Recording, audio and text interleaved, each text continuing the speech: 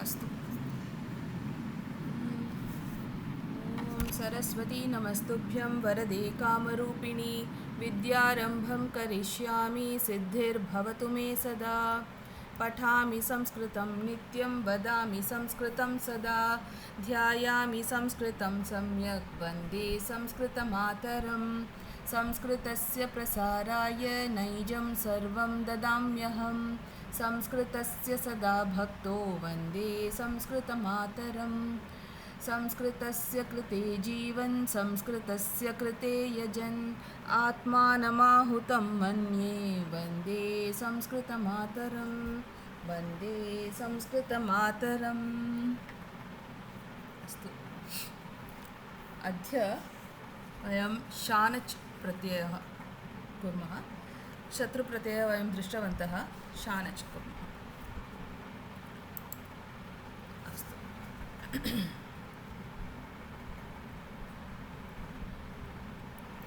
दृश्यते किल? वैनि दृश्यते।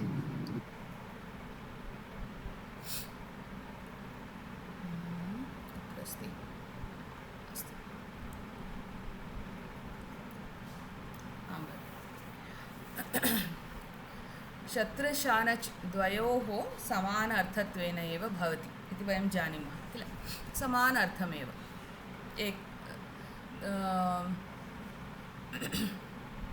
यत्र कार्यद्वयं चलति तत्र वयं शानच् वा शत्रु वा उपयुज्यामः। अत्र शानच् प्रत्ययः परस्मैपदीधातुना सह वयं प्रयोगं कुर्मः।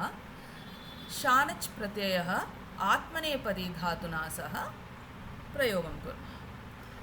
तथैव द्वयोः मध्ये द डिफ़्रेन्स् भिन्नः अस्ति। शानच् प्रत्ययः अपि त्रिषु लिङ्गेषु भवति।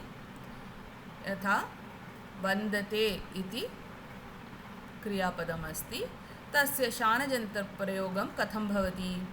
पुल्लिङ्गे वन्दमानः इति, स्त्रीलिङ्गे वन्दमाना, नपुंसकलिङ्गे वन्दमानम् इति भवति। तथैव बहु सरलमस्ति शानच् प्रत्ययः। वन्दमानः पुल्लिङ्गे, वन्दमाना स्त्रीलिङ्गे, वन्दमानं नपुंसकलिङ्गे भवति। द्वयोः अर्थं शत्रुशानच् द्वयोः अर्थं द्वयोः समान अर्थत्वेन एव प्रयोगं भवति। अस्तु। अस्तु।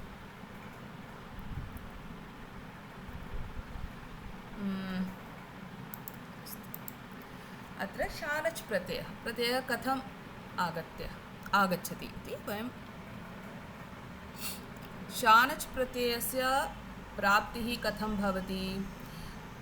यथा वयं शत्रुप्रत्ययविषये अपि वयं दृष्टवन्तः किल? शकारः, अनन्तरं त, अनन्तरम् अ, अनन्तरं ऋ इति अत् इति भवति शत्रुप्रत्ययमध्ये। तादृशमेव शानच् प्रत्यये अपि शकारः आ न च, शकारः चकारः च त्यजामः, आन इति अवशिष्टं भवति। आन एव शत्रुप्रत्ययस्य शत्रुप्रत्ययः भवति। अस्तु। किन्तु अत्र किं भवति? कदाचित् कुत्रचित् वयं द्रष्टुं शक्नुमः मान इति आगच्छति, कुत्रचित् आन इति भवति। कथं रूपं मान वा आन भवति इति कथं वयं जानीमः? तदेव वयम् अत्र पश्यामः। अत्र प्रथमाविभक्ति एकवचनरूपं वयं पश्यामः। वन्द् इति धातु अस्ति, वन्दते इति भवति। वन्दते इति प्रथमाविभक्ति एकवचनरूपं भवति। विच्छेद्य वन्द् अधिकम् अ अधिकं ते। अत्र पश्यतु, ते इति वर्णस्य पूर्वम् अकारः अस्ति, अस्तु वा? अतः तत्र मान इति आगच्छति।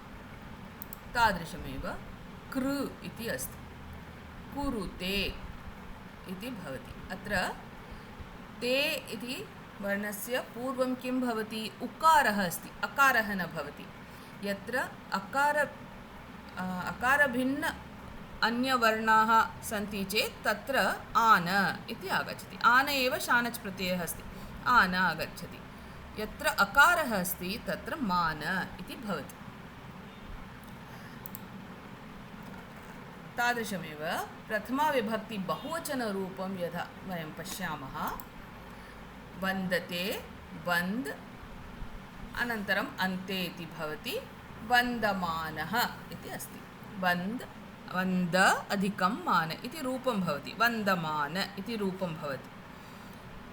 रूपं यथा प्राप्नुमः तत्र प्रथमाविभक्ति बहुवचनरूपं वयं पश्यामः। कुर्वते इति भवति, कुर्व् अनन्तरम् अते इति अस्ति। अत्र नकारः न भवति अत्र, अतः कुर्वाणः इति। कुर् अधिकम् आन, कुर्वाणः।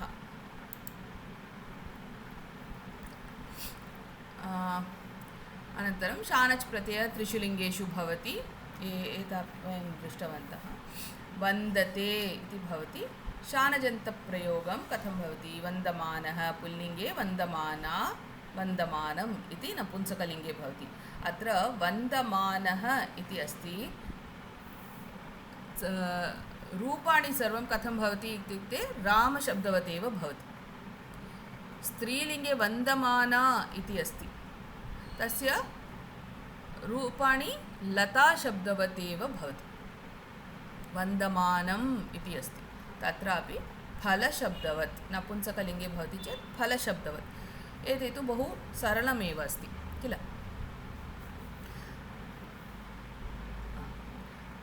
कम्पते इति अस्ति, कम्पमानः, कम्पमाना, कम्पमानं। लभते, लभमानः, लभमाना, लभमानं। याचते, याचमानः, याचमाना, याचमानम् इति भवति।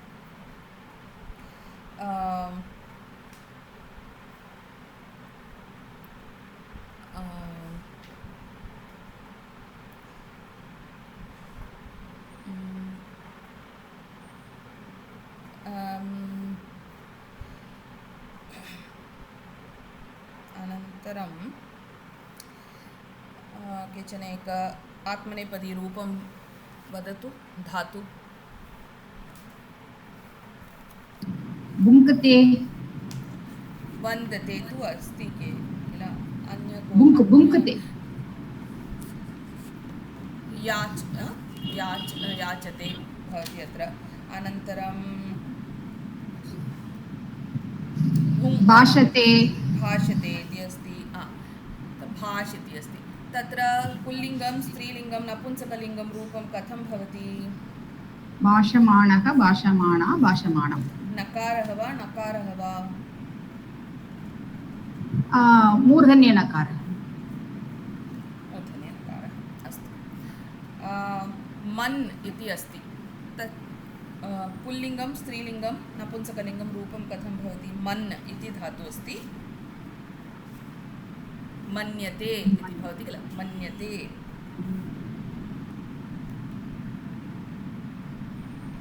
मन्यते पुल्लिङ्गमानः मन्यमाना मन्यमानम् सम्यक् सम्यक् मन्यमाना मन्यमानः अत्र नकारः वा नकारः वा नकारः नकारः एव सम्यक् नकारः एव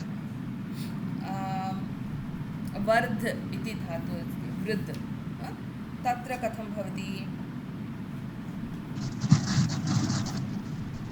वर्धमानः वर्धमाना वर्धमानम् सम्यक् अधीयमाना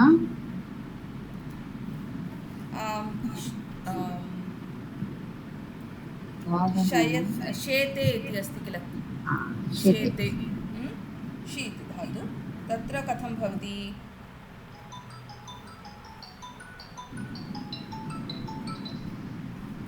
तत्र कथं वदतु? शेते शेते इति अस्ति, तत्र कथं भवति? शेतानः शेताना शेतानम् आहा, स्पेशल केस ओम शे कारः अस्ति एकारः एव अस्ति। शेते एकारः अस्ति, अतः कथं भवति? शयानः किल, शयानः। शयानः शयाना शयान शयानः शयाना शयानम् इति सम्यक्। अनन्तरम् अन्यत् एकं ची धातु, चिनुते।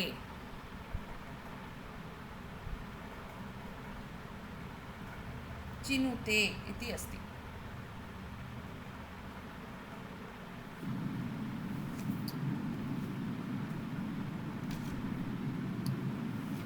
चिनुते शानजन्तरूपं कथं भवति? आनः इति आगच्छति भगिनि आनः आगच्छति। शयानः शयाना चिन्वाणः चिन्वाणा चिन्वाणं सम्यक् सम्यक्। अस्तु। चिन्वाणः चिन्वाणा चिन्वाणं सम्यक्। अस्तु। बिकास् उकारः इस् देर् उकारः अस्ति, उकारः अतः अस्ति। आने एव आगच्छति। सम्यक्। तस्य बहुवचनरूपं वयं पश्यामः, तद्भवति चिन्वते इति। अतः चिन्वाणः चिन्वाणा चिन्वाणम्। शेते शयानः शयाना शयाना शयानः शयाना। अधीते अधीते बहुवचनरूपं कथं भवति? अधीयते इति। अधीयते इदानीं अधीयमानः अधीयमाना अधीयमानम् अधीयमानः न न न अधीयानः सारी अधीयान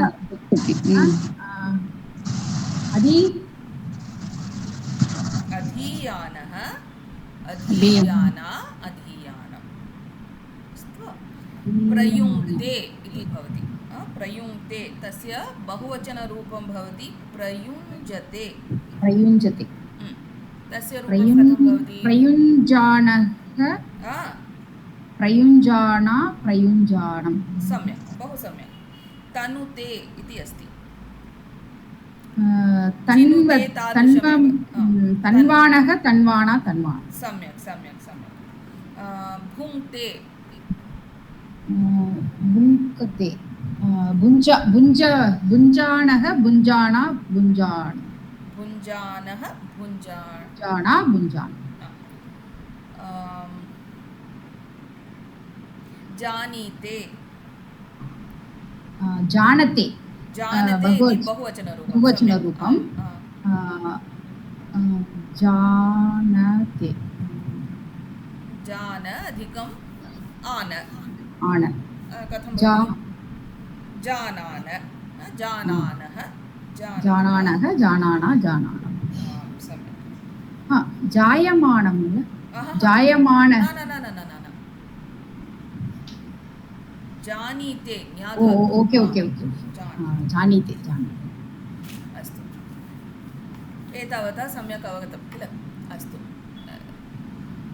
सप्तविभक्तिमध्ये कथं रूपं भवति इति वयं रक्षामः। अत्र क्रीणति किं भगिनि? क्रीणति क्रीणानः क्रीणाना क्रीणानं। सम्यक् सम्यक् सम्यक्, बहु सम्यक्। Special cases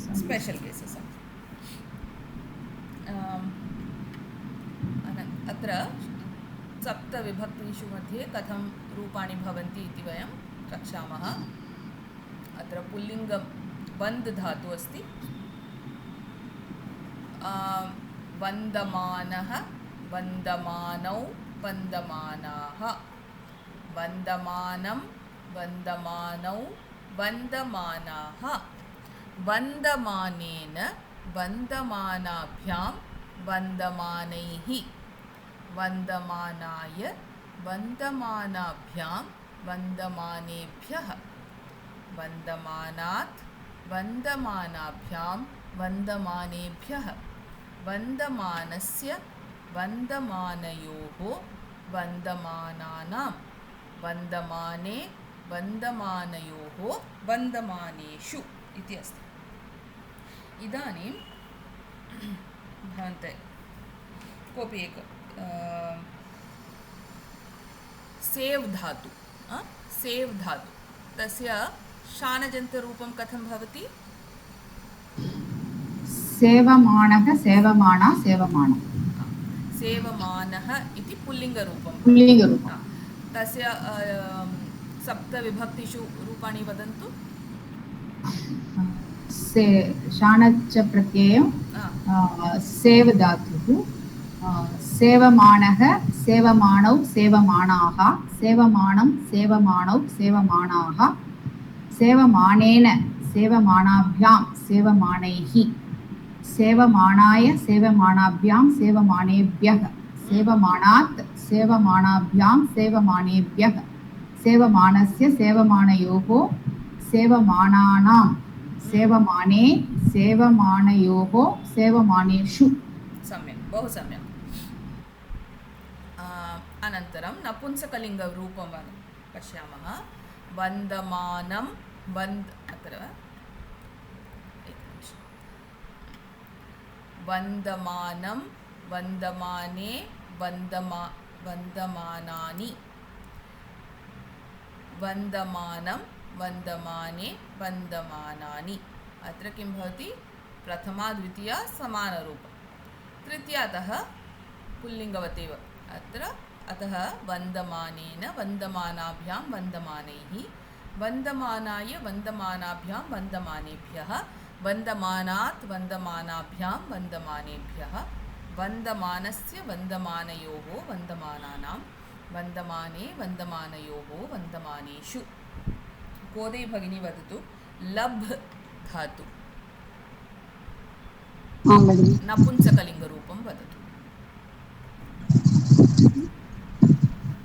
लभमानं लभमाने लभमानानि लभमानं लभमाने लभमानानि लभमानेन लभमानाभ्यां लभमानैः लभमानाय लभमानाभ्यां लभमानेभ्यः लभमानात् लभमानाभ्यां लभमानेभ्यः लभमानस्य लभमानयोः लभमानानां लभमाने लभमानयोः लभमानेषु। अस्तु, बहु सम्यक्। एते पुल्लिङ्ग नपुंसकलिङ्गं रूपं वयं द्रक्ष्यामः। अनन्तरं स्त्रीलिङ्गरूपं। स्त्रीलिङ्गरूपं कथं भवति? वन्दमाना रमाशब्दवत् लताशब्दवत् किल? वन्दमाना रमा रमे रमाः लता लते लताः तादृशं। वन्दमाना वन्दमाने वन्दमानाः वन्दमानां वन्दमाने वन्दमानाः वन्दमानया वन्दमानाभ्यां वन्दमानाभिः वन्दमानायै वन्दमानाभ्यां वन्दमानाभ्यः वन्दमानायाः वन्दमानाभ्यां वन्दमानाभ्यः वन्दमानायाः वन्दमानयोः वन्दमानानां वन्दमानायां वन्दमानयोः वन्दमानासु। इदानीम् एकं किं सः धातु अस्ति किल? स्त्रीलिङ्गरूपं कथं भवति? सहते सहमाना। वदतु भगिनि। सहमाना सहमाने सहमानाः सहमानं मानां सहमाने सहमानाः सहमानया सहमानाभ्यां सहमानाभिः सहमानायै सहमानाभ्यां सहमानाभ्यः सहमानायाः सहमानाभ्यां सहमानाभ्यः सहमानायाः सहमानयोः सहमानानां सहमानायां सहमानयोः सहमानासु। सम्यक्, बहु सम्यक्। एतादृशं स्त्रीलिङ्गरूपाणि वयं प्राप्तुं शक्नुमः। अस्तु, अनन्तरं केचन उदाहरणानि वयं पश्यामः। शानजन्तरूपं अस्ति नारदः वन्दमानं ध्रुवकुमारम् उत्थाप्य उक्तवान् इति अस्ति। वन्दमानं ध्रुवकुमारम् इति ध्रुवकुमारस्य विशेषणम् अस्ति वन्दमानम् इति। अतः विभक्ति किं?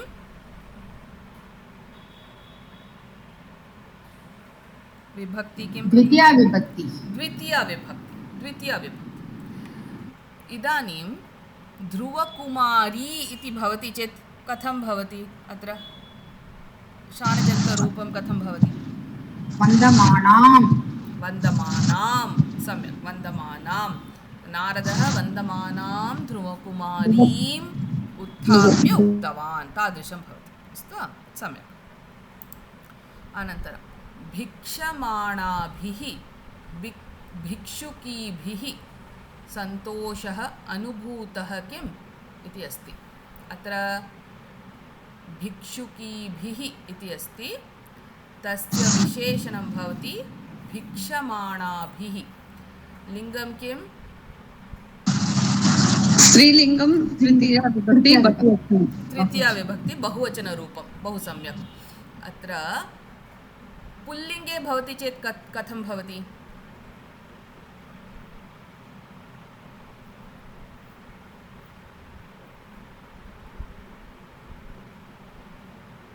पुल्लिङ्गरूपं किं? भिक्षुकः। भिक्षमाणैः भिक्षुकैः सन्तोषः अनुभूतः। सम्यक्, बहु सम्यक्।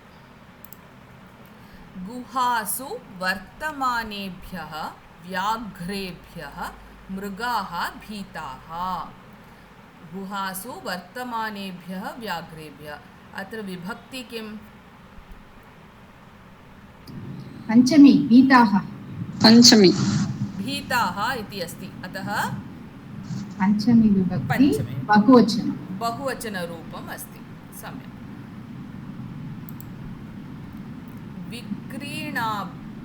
विक्रीणाभ्यः शिक्षार्थिनीभ्यः पुस्तकं स्वीकुर्वन्तु इति अस्ति। लिङ्गं किं? स्त्रीलिङ्गं पञ्चमी विभक्ति बहुवचनं। स्त्रीलिङ्गं पञ्चमी विभक्ति बहुवचनं। अस्तु।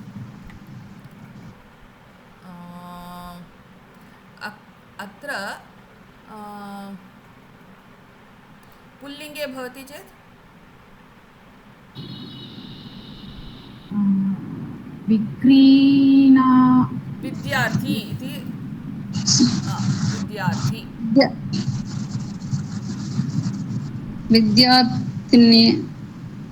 विद्यार्थिभ्यः विक्रीणेभ्यः शिक्षिका विद्यार्थिभ्यः पुस्तकं स्वीकुर्वन्ति। सम्यक्। विद्यार्थिभ्यः वा भगिनि? पञ्चमी किल? अत्र अनन्तरं वेपमानानां युवतीनां बान्धवाः तत्र आगताः इति अस्ति। विभक्ति लिङ्गं वदतु।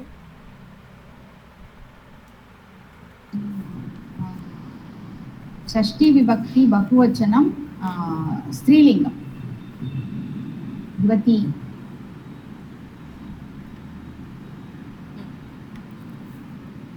षष्ठी विभक्ति बहुवचनं स्त्रीलिङ्गम्। अस्तु, सम्यक्, बहु सम्यक्।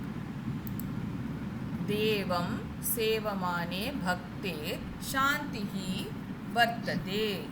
सप्तमी विभक्ति सप्तमी एकवचनं पुल्लिङ्गं। सम्यक्, बहु सम्यक्। एकमपि। आतपे प्रतीक्षमाणेभ्यः मित्रेभ्यः पानकं रोचते। चतुर्थी सम्यक्, रोचते इति आगच्छति। चतुर्थी प्रतीक्षा। अत्र लिङ्गं किं? नपुंसकलिङ्गं। सम्यक्, नपुंसकलिङ्गं। सम्यक्। अनन्तरम् अभ्यासः कुर्मः। अस्तु, इदानीं द्वितीयाविभक्तिमध्ये कथं भवति? जृम्भमाणः नाविकः द्वितीयाविभक्तिमध्ये कथं भवति इति वदतु। जृम्भमाणं जृम्भमाणं नाविकं। बहु सम्यक्। जृम्भमाणं नाविकम्। आरभमाणा चर्चा सप्तमी।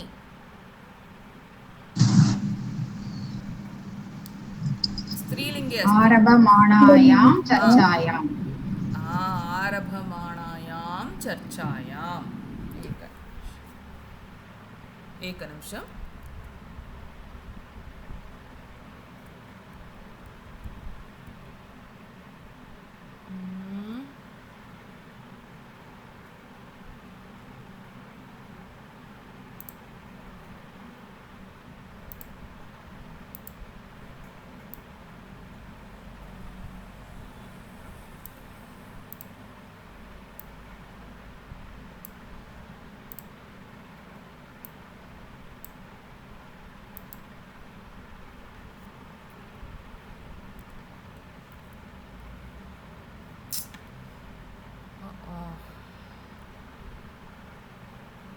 एकनिमिषं भगिनि।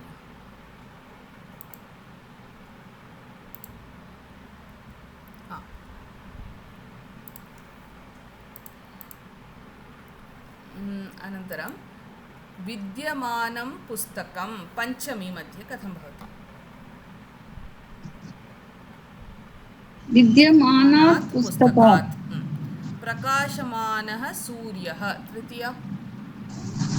प्रकाशमानेन सूर्येण अत्र नकारः वा नकारः वा? नत्वं भवति भगिनि। न। दीप्यमानं मुखं चतुर्थी। दीप्यमानाय मुखाय। दीप्यमानाय मुखाय सम्यक्। अनन्तरं त्रायमाणः देवः षष्ठी। मानस्य देवस्य सम्यक्। त्रायमाणस्य देवस्य। गृह्णानः मर्कटः।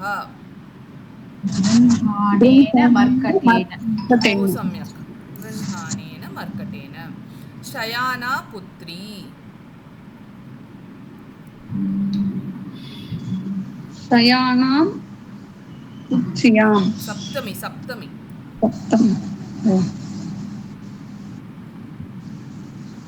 शयाना इति अस्ति। शयाना लता शब्दवत् एव किल? शयानायां पुत्र्यां। शयानायां पुत्र्यां सम्यक्। पुत्री इति नदी शब्दवत्। नद्याम् इति अस्ति तादृशं पुत्र्यां। शयाना इति रमा शब्दवत् वा लता शब्दवत् रमायां तादृशं शयानायाम् इति। जानाना सा पञ्चमी।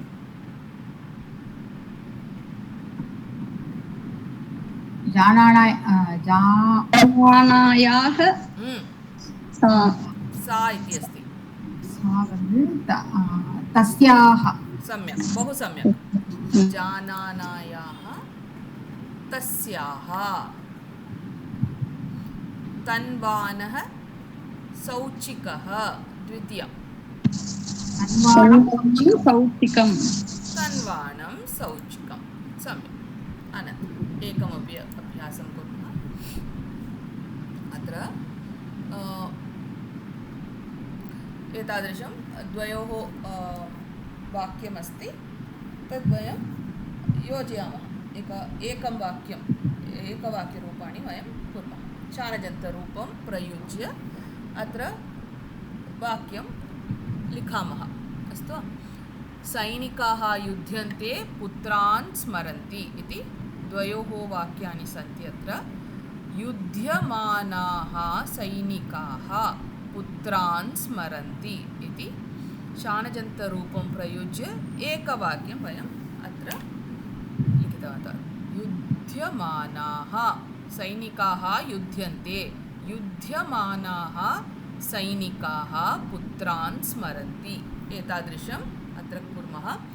अर्चकः स्नानं कुरुते स्तोत्राणि वदति. कथं भवति अत्र? कुर्वाणः वाक्यं वदतु. कुर्वाणाः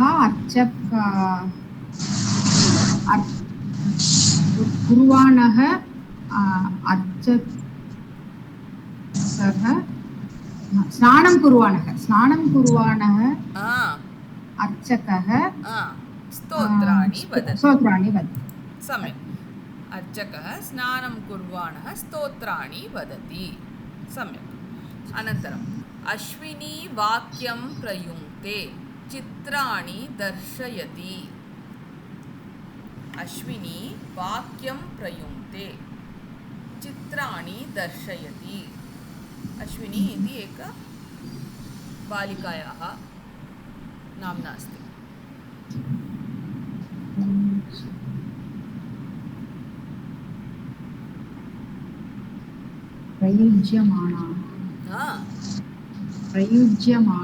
वाक्यं प्रयुज्यमानः अश्विनी चित्राणि दर्शयति.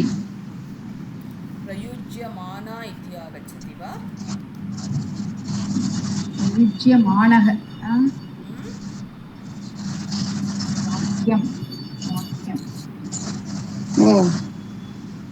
वाक्यं प्रयुज्यमानम् अश्विनी. मानम् आगच्छति वा? तदेव मम प्रश्नः. प्रयुङ्क्ते इति अस्ति. प्रयुज्यमानं बहुवचनरूपं कथं? प्रयुङ्क्ते बहुवचनरूपं कथमस्ति? प्रयुज्यते अस्ति किल भगिनी. तत्र एकवचनं वाक्यम् एकवचनमेव अस्ति किल. तत्र प्रयुज्यते प्रयुञ्जमानम् इदानीमेव वयं कृतवन्तः किल. प्रयुङ्क्ते प्रयुञ्जते इति बहुवचनरूपं. प्रयुञ्जते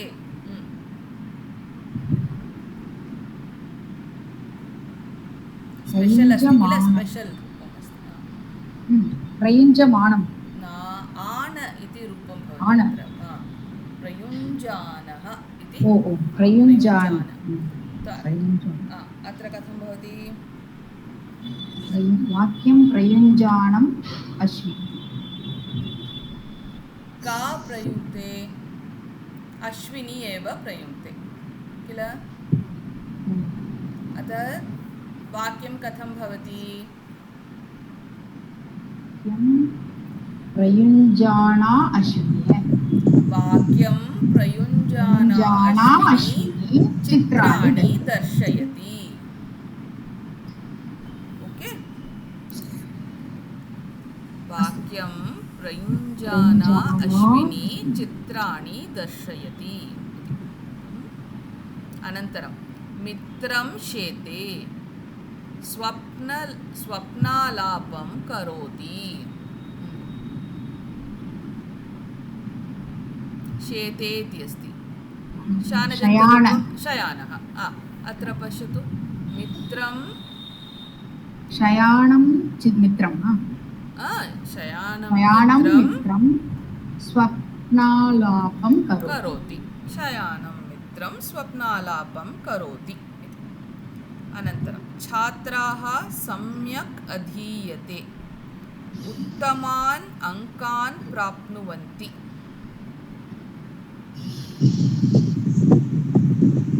सम्यक् अधीयमानाः छात्राः उत्तमान् अङ्कान् प्राप्नुवन्तः. बहु सम्यक्. ललनाः सुन्दरं भाषन्ते जनान् आकर्षन्ति.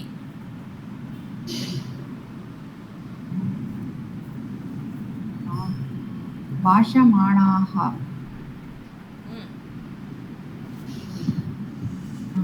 ललनाः सुन्दरं भाषमाणाः जनान् आकर्षन्ति. That's it. भाषमाणाः इति भवति अत्र. भगिनी तादृशमपि वक्तुं शक्यते वा? सुन्दरं भाषमाणाः ललानाः जनान् आकर्षन्ति. वयं तु पठितवन्तः संस्कृते क्रमस्य कोऽपि इम्पार्टेन्स् नास्ति किल, मुख्यत्वं नास्ति, अतः एव इट्स् ओके. अनन्तरं कीटाः बाधन्ते सस्यानि नाशयन्ति. बाधमानाः कीटाः सस्यानि नाशयन्ति. सम्यक्, तथैव. अस्तु. So we complete your Shatrushanach here. Okay. Now the next Sandhi, Visarga Sandhi we will start today. So okay. Visarga Sandhi मध्ये Visarga Sandhi इत्युक्ते किं? यत्र विसर्गः अस्ति तस्य अनन्तरं मृदुव्यञ्जनं वा स्वरः वा व्यञ्जनं वा स्वरः वा यत्किमपि वा भवतु, तत्र विसर्गस्य किमपि विकारं भवति चेत् तद्भवति विसर्गसन्धिः. अतः तत्र विसर्गसन्धेः मध्ये उत्वम् इति भवति, लोपः, रेफः, सकारादेशः इति 4 भेदाः सन्ति. एते वयम् अत्र अस्माकं शिक्षा पाठ्यक्रमे वयं पठामः. विसर्गस्य उत्वम्, उत्वम् इत्युक्ते उकारः, विसर्गस्य उत्वं, विसर्गस्य लोपः, विसर्गस्य रेफः, विसर्गस्य सकारादेशः. एते 4 भेदाः सन्ति. उत्वम् इत्युक्ते उकारः भवति, विसर्गस्य उकारः भवति. अत्र लोपः इत्युक्ते लोपः एव, अदृश्यं भवति. रेफः रकारः आगच्छति, सकारादेशः अत्र विसर्गस्य स्थाने सकारः भवति. तथैव प्रथमम् अस्ति विसर्गस्य उत्वम्. उकारः कथं भवति इति वयम् अद्य जानीमः. अत्र विसर्गस्य उत्वं कदा भवति? पूर्वपदे अह इति भवनीयम्. ओके. अनन्तरं परपदे अकारः वा मृदुव्यञ्जनं भवति चेत् तत्र विसर्गस्य उकारः भवति. अस्तु. पूर्वपदे अह इति भवनीयं. रामः इति अस्ति किल, तत्र अन्ते किं भवति? विसर्गः अस्ति, तस्य पूर्वम् अकारः अस्ति, अतः अह इति आगच्छति. राम प्लस् अह, अतः रामः इति. अत्र अह भवनीयं पूर्वपदे. अनन्तरम् अकारः, ह्रस्व अकारः वा मृदुव्यञ्जनं भवति चेत् विसर्गस्य स्थाने उकारः भवति. अस्तु. उदाहरणानि. बालः अपि इति अस्ति. बालः, अत्र पश्यतु, बाल् वयं विच्छेद्यं पश्यामः. बा इल् अधिकम् अ, अधिकं विसर्गः, अधिकम् अकारः, अधिकं पि इति भवति. अत्र विसर्गस्य पूर्वपदे किं भवति? अह इति आगच्छति. अ अस्ति, अह अस्ति. अनन्तरम् अकारः, तत्र किं भवति? विसर्गस्य स्थाने अकारः अस्ति, तत्र किं भवति? विसर्गस्य स्थाने उकारः आगच्छति. सो बा इल् अकारः, विसर्गस्य स्थाने उकारः, अनन्तरम् अकारः पि, उत्वम्. अस्तु. इदानीं पश्यतु, अकारः उकारः अस्ति. अकारः उकारः भवति चेत् सन्धि किं? गुणसन्धि. सम्यक्. ओकारः भवति. अकारः उकारः योजनेन अत्र ओकारः भवति, अनन्तरम् अकारः अपि। अतः बालो अपि अत्र पूर्वरूपसन्धिः अपि अस्ति। ओकारः अस्ति, अनन्तरम् अकारः अस्ति, अतः पूर्वरूपसन्धिः भवति बालोऽपि। अस्तु वा? एतत् कदा भवति? यदा विसर्गस्य अह भवति, अनन्तरम् अकारः भवति चेत् तस्य विसर्गस्य स्थाने उत्वं भवति। उत्वस्य अनन्तरम् अ उ ओकारः भवति, गुणः भवति, तस्य अनन्तरं पूर्वरूपसन्धिः भवति। 3 steps. Okay? First, utvam will be there. Utvam will take place. Next, you will have the guna sandhi which is taking place. Next, you will have the purva rupa sandhi which is taking place. When does this happen? When you have an aha, okay, that is before the visargam there is a akaraha, and after the visarga also you have an akaraha. When this is there, then this change takes place. So these 3 steps will take place. So finally what do you get? Balaha api becomes balopi. Okay. Next, balah gacchati iti asti. So atra bala aha anantaram gakarah asti. Ga iti mriduvyanjanam bhavati. अस्तु वा? इदानीम् अकारः नास्ति, अत्र मृदुव्यञ्जनम् अस्ति, गच्छति। तत्र किं भवति? विसर्गस्य स्थाने उकारः आगच्छति। बाल् अकारः उकारः अनन्तरं गच्छति, उत्वं भवति। अकारः उकारः अस्ति, अतः गुणसन्धिः अपि भवति। बाल् अधिकम् ओकारः गकारः गच्छति। बालो गच्छति इति आगच्छति। अत्र पूर्वरूपसन्धिः न भवति। अस्तु वा? This much is clear. So we will do. Okay.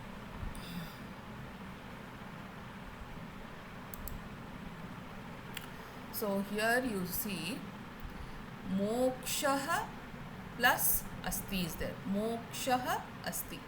Atra मोक्ष विसर्गस्य स्थाने उकारः आगच्छति, अनन्तरम् अस्ति। तत्र किं भवति? मोक्षो अस्ति इति अस्ति। ओकारः अकारः पूर्वरूपसन्धि मोक्षो अस्ति। ओके। युयुधानः अधिकं विराटः। अत्र वकारः अस्ति, वकारः इति मृदुव्यञ्जनं भवति, अतः युयुधानो विराटः। उकारः अकारः उकारः योजनेन अत्र गुणः भवति ओकारः। तुमुलः अभवत्, तुमुलो भवत्। कथं भवति? अह इति अस्ति, तस्य अनन्तरम् अकारः अस्ति। विसर्गस्य स्थाने उकारः, अनन्तरम् अकारः उकारः गुणः भवति, ओकारः भवति। ओकारः अनन्तरम् अकारः अस्ति, तत्र पूर्वरूपसन्धिः भवति, अतः तुमुलो भवत् इति भवति। हृषीकेशः देवदत्तम्। अत्र मृदुव्यञ्जनम् अस्ति, अतः हृषीकेशो देवदत्तम् इति रूपम्। देवः अधिकम् अस्ति। अत्रापि पूर्वरूपपर्यन्तं करणीयं। देवोऽस्ति। द्रुपदः अधिकं द्रौपदेयाः।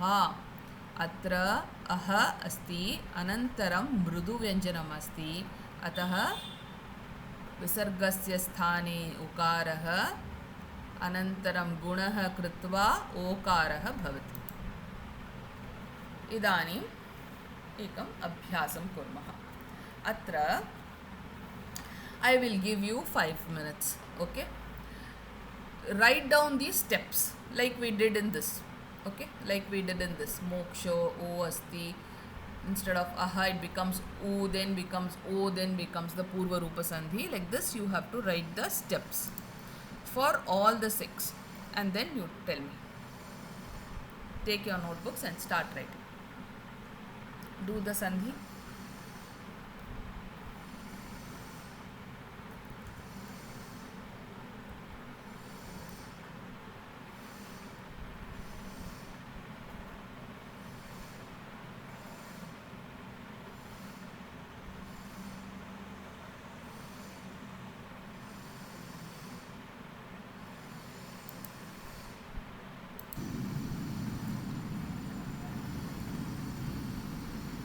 अस्तु.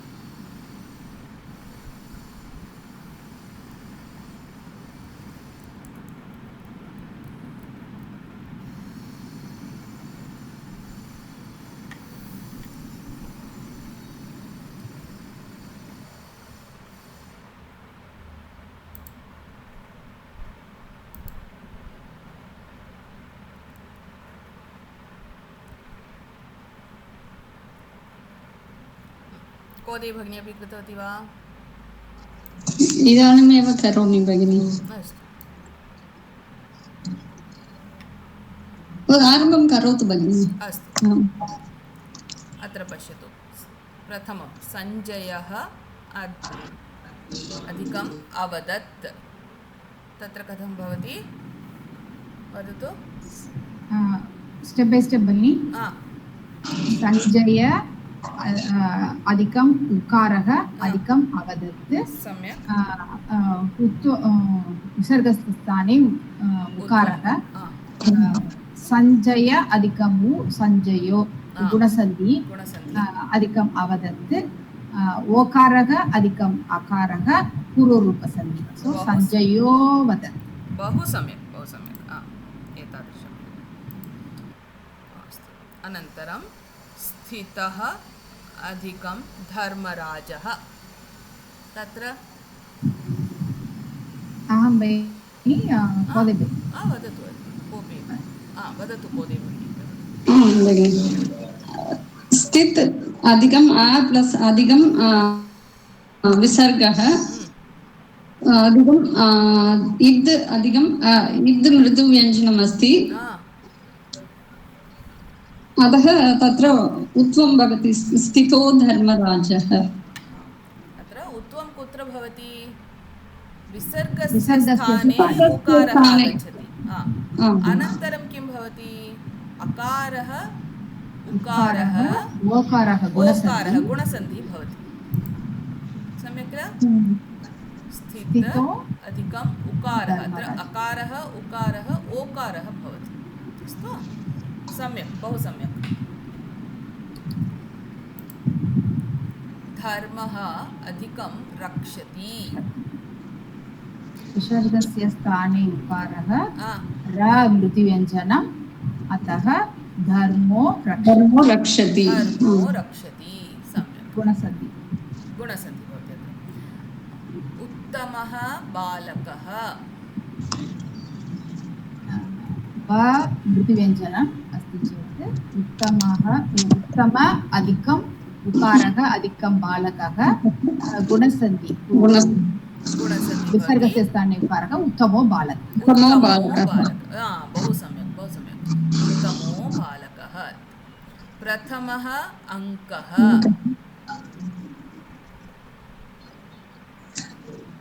वदतु कोऽपि. विसर्गस्य स्थाने उत्वं भवति. अनन्तरं आगच्छति. अतः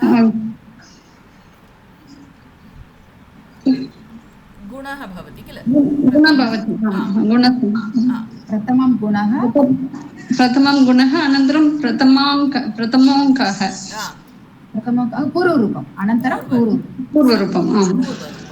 सम्यक्, बहु सम्यक्.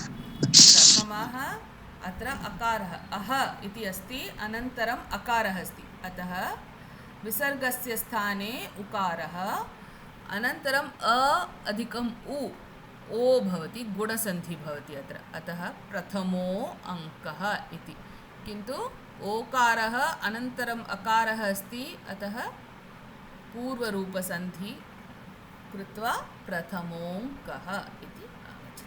अवकाशः दीयते।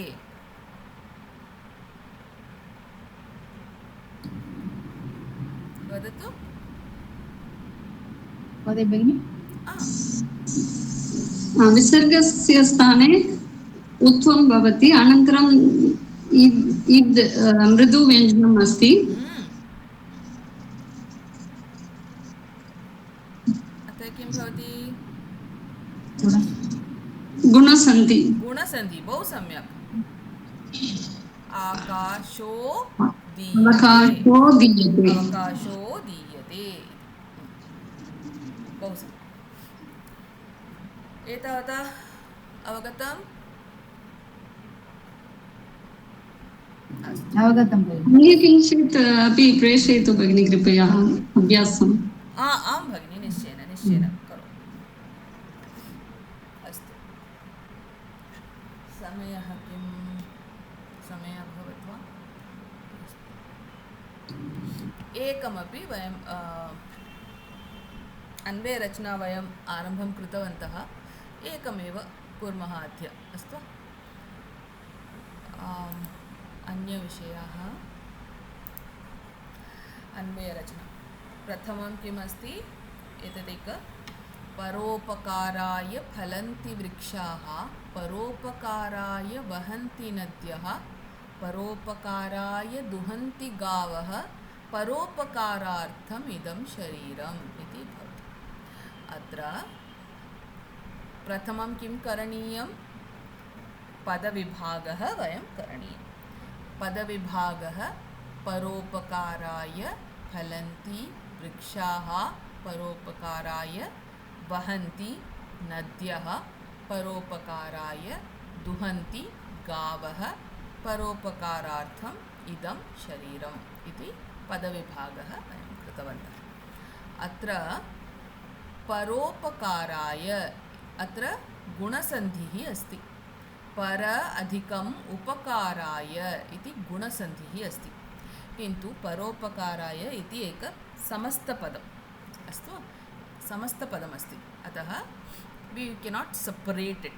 Para while writing the pada vibhagah, we should not write para and then upakaraya. No, it is a samasta padam, so you have to write it together. Paropakaraya. अतः किन्तु गुणसन्धिः कृतमस्ति, अस्तु वा? अत्रापि पश्यतु, परोपकारार्थमिदं, परोपकारार्थमिदम्। अत्र समस्तपदं नास्ति, अतः पदविभागं कर्तुं समये वयं किं कृतवन्तः? परोपकारार्थम् इदम् इति पृथक् पृथक् लिखितवन्तः, अस्तु वा? तादृशमेव इदम् अधिकं शरीरम् इति अस्ति, अत्र अनुस्वारः सन्धिः अस्ति। सो प्रथमं किं करणीयं? पदविभागः करणीयं। पदविभागः इत्युक्ते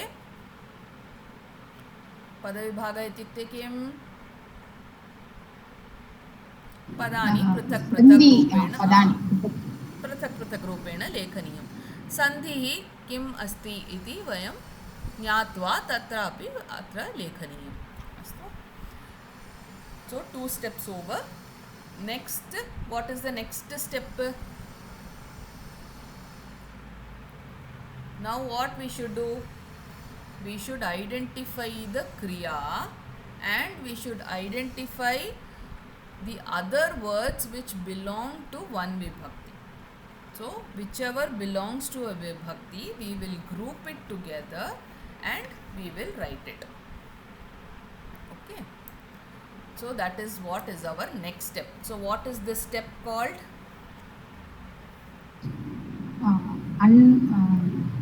वाक्यविश्लेषणं।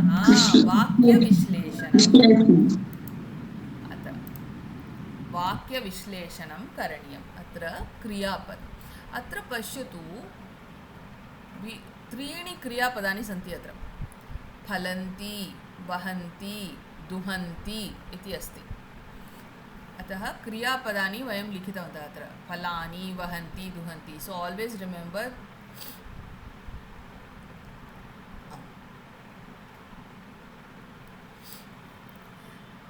एकं श्लोके अनेकानि क्रियापदानि सन्ति चेत् तावन्तानि वाक्यानि तत्र सन्ति इति वयं ज्ञातव्यं. So as many kriyapadams are there, so we can make out that many sentences, that many vakyams are there. Okay, and wherever you don't find a kriyapadam, you can give your own kriyapadam. Say, I will tell you this. अस्ति भवति Say सन्ति. here paropakaraartham idam shariram iti asti. So there you will have an adhyahara rupena. Adhyahara rupena means you can give your kriya padam over there for that. Okay, you can substitute a kriya padam. Anantaram pashyatu phalanti iti. All the kriya padams have been identified and written here. Now what should we do? What are the other vibhaktis available? So you can see paropakaraya, paropakaraya, paropakaraya. So you can write that paropakaraya is chaturthi vibhakti. Next vrikshaha, nadyaha, gavaha, paropakarartham, idam, shariram. All these things are prathama vibhakti. So we will group all these things under the prathama vibhakti. Okay. भगिनी किमर्थम् इत्युक्ते एव परोपकारार्थम् किमर्थं परोपकारार्थं सम्यक्. परन्तु किमर्थं प्रथमा विभक्तिमध्ये तद् दत्तमस्ति? अर्थं परोपकार अर्थम् तत्र प्रथमा विभक्तिमध्ये एव आगच्छति. चतुर्थी विभक्तिमध्ये न आगच्छति. Even though the question is for that. We question, no, परोपकाराय किमर्थं परोपकाराय इति वयं कर्तुं शक्नुमः. किन्तु here परोपकारार्थं as such as a word is prathama vibhakti word. Okay. Anantaram samanya arthah. Samanya arthah is just what is the basic outline, what is the basic crux of that. We just need to understand that. Why do we need this? Because only when you have that idea of what is the meaning, then you can go ahead with the questions and you can understand much better. If you don't understand at all, then it becomes difficult for you. Okay, so a basic understanding of what the meaning is, that is samanya artha. Say here paropakaraya phalanti vrikshaha. So it means what? The trees give fruit for others, for others benefit. Similarly, paropakaraya vahanti nadyah, the rivers give water for others benefit. Similarly, paropakaraya duhanti gavah, the cows give milk for others. Similarly, paropakarartham idam shariram. So our shariram, our body is also for others benefit. That is what they are trying to say here. So that's the samanya artha, what we understand. Next we will start with the next step is anvaya rachana pratipadartham cha. Okay, so first what should we do? The first kriya padam. We should take up the first kriya padam. So what was the first kriya padam? Phalanti. So here it is phalanti. So we will take phalanti. Okay. What is the meaning? Now anvaya rachana we have got. Kriya is phalanti. Pratipadartham. Each and every padam, each and every shabdasya artham vayam likhamah. Phalanti iti tasya artham kim? Phalani dadati. Tavateva kila. Phalani dadati. Sorry. Phalani dadati. Phalani yachanti. Kimapi ekam lekhaniyam. Phalani dadati. Iti artham bhavati. Tadrisham vayam lekhaniyam. Atra vrikshaha अस्ति के. सम्यक्. के फलन्ति. कर्ता अस्ति. के फलन्ति. के फलन्ति उत्तरं किं?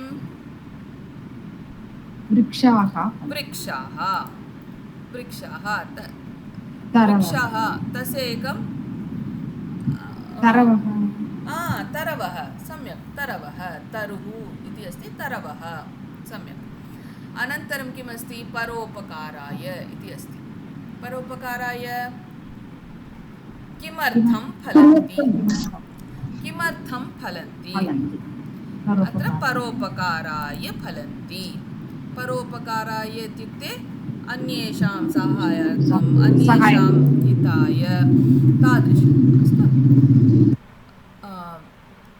अनन्तरम् एतादृशम् अन्य वहन्ति इति क्रियापदमस्ति क्रियापदं वहन्ति वहन्ति इत्युक्ते किं प्रवहन्ति प्रवहन्ति वहन्ति प्रवहन्ति अस्तु अनन्तरं काः वहन्ति काः वहन्ति काः वदन्ति नद्याः स्त्रीलिङ्गं नद्यः अत्र स्त्रीलिङ्गम् अस्ति नद्यः इति स्त्रीलिङ्गं बहु सम्यक् भगिनि काः वहन्ति नद्यः स्त्रीलिङ्गं बहुवचनं तस्य अर्थं सरितः अस्तु अनन्तरं परोपकाराय इति उत्तरं किमर्थं वहन्ति किमर्थं वहन्ति परोपकाराय अन्येषां हिताय इतोपि एकं क्रियापदमस्ति क्रियापदं किं दुहन्ति दुहन्ति इत्युक्ते क्षीरं ददति क्षीरं ददति दुग्धं ददति तादृशम् अनन्तरं अत्र प्रश्नः कथं भवति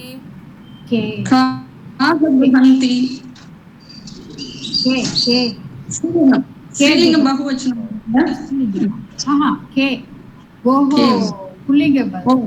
अस्तु अस्तु धेनुः एव आमामां क्षम्यतां के दुहन्ति सम्यक् के दुहन्ति गावः दुहन्ति अस्तु गावः इत्युक्ते धेनवः अत्र सिमिलर्लि अगेन् किमर्थं दुहन्ति परोपकाराय अन्येषां हिताय अत्र अनन्तरं पश्यतु परोपकारार्थम् इदं शरीरम् इति अस्ति we have already used up all this now this is not making a sentence will be formed only when you have a kriya padam so we have to add a kriya padam over here what is the kriya padam here that we are going to asti asti adhyahara rupena vayam asti so kim asti शरीरम् अस्ति शरीरम् इत्युक्ते देहः अस्तु अनन्तरं किमर्थं very clear परोपकारार्थम् इति लिखितमस्ति अतः किमर्थम् अस्ति परोपकारार्थम् अस्ति समानम् अन्येषां हिताय एव अस्ति ओके दिस् मच इदं अत्र किम् अस्ति इदं शरीरम् अपि वयं लेखितुं शक्नुमः अस्तु अनन्तरं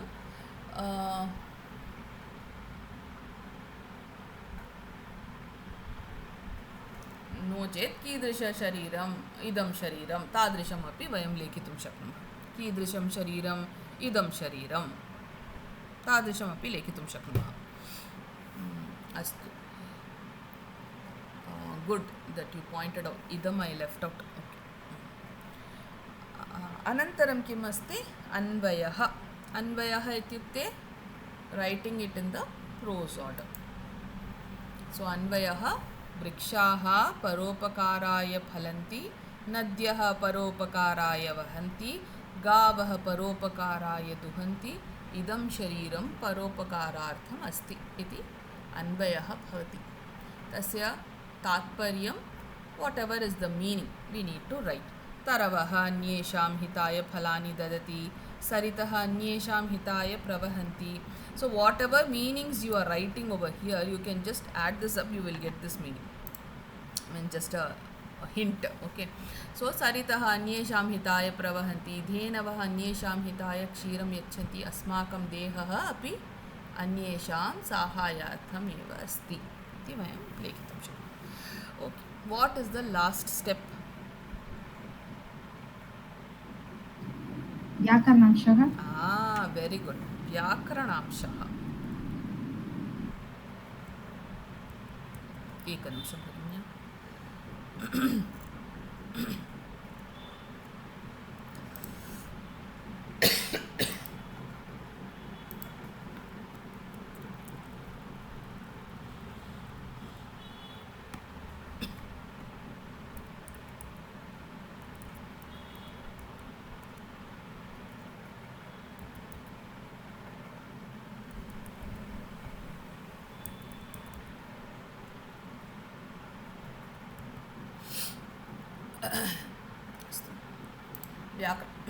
व्याकरणांशः कुर्मः.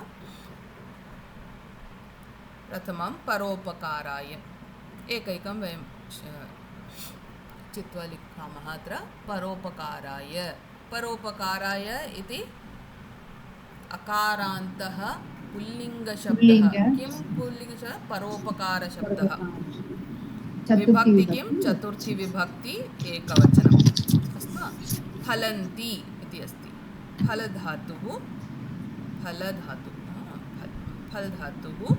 परस्मैपदी, लट्लकार, प्रथमपुरुष बहुवचनम्.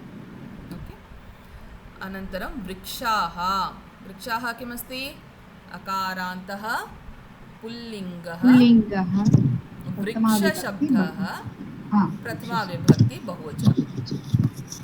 वहन्ति इति अस्ति. वह धातुः उभयपदी अस्ति. वहते, वहति तादृशमस्ति, किन्तु उभयपदिना मध्ये परस्मैपदी अस्ति. वह धातुः. लट्लकार प्रथमपुरुष बहुवचनरूपम्. ओके. नद्यः. ईकारान्तः स्त्रीलिङ्गनदीशब्दः, प्रथमा विभक्ति बहुवचनं. दुहन्ति इति दुह् धातु.